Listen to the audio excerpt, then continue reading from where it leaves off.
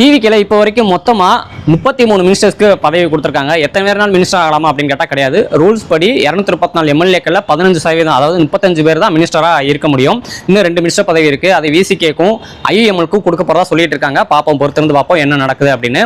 இப்போ அதில் விஷயம் 7 தலித் அமைச்சர்களுக்கு வந்து பதவி கொடுத்துருக்காங்க. இதுவும் ஆரோக்கியமான விஷயம்.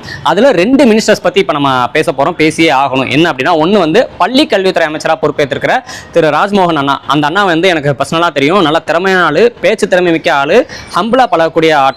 அதனால் வந்து 1000 வருஷமாக தலித் மக்களுக்கு எதை காரணமாக வச்சு கல்வி மறுக்கப்பட்டுச்சோ, இப்போ அந்த தலித் நபருக்கே வந்து ஒரு கல்வித்துறை ஒதுக்கப்பட்டிருக்குங்கிறது ஒரு ஆரோக்கியமான விஷயம், பாராட்ட வேண்டிய விஷயம். அதுக்கு வந்து வாழ்த்துக்கள். 2வது மினிஸ்டர் பதவி என்னன்னா, திருவரங்கம் தொகுதி எம்எல்ஏ ரமேஷ் அவர்களுக்கு ஒதுக்கப்பட்ட இந்த அறநிலையத்துறை.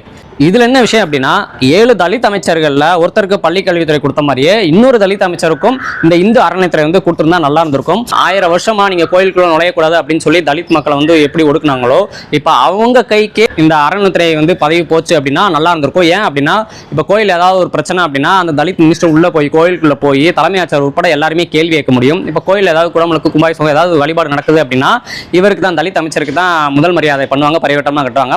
ஸோ அது பார்க்கவே நல்லா இருந்திருக்கும், ஒரு பெரிய மாற்றமாக இருந்திருக்கும். ஸோ 2 விஷயம். தலித் அமைச்சருக்கு வந்து பள்ளிக்கல்வித்துறை, திரைத்துறை கொடுத்துருக்காங்க, அதை விமர்சிக்க வேணாம். அப்புறம் அதே தலித் இன்னொரு தலித் அமைச்சருக்கு வந்து இந்த அறநிலையத்துறை கொடுத்துருந்தா நல்லா இருந்திருக்கும் அப்படிங்கிறதான் என்னோட கருத்து, நிலைப்பாடாக இருக்குது. இந்த மினிஸ்டர்ஸ் பதவியை பற்றி நீங்கள் என்ன நினைக்கிறீங்க அப்படிங்கிறத கமெண்ட்டில் சொல்லுங்கள். நாங்காலி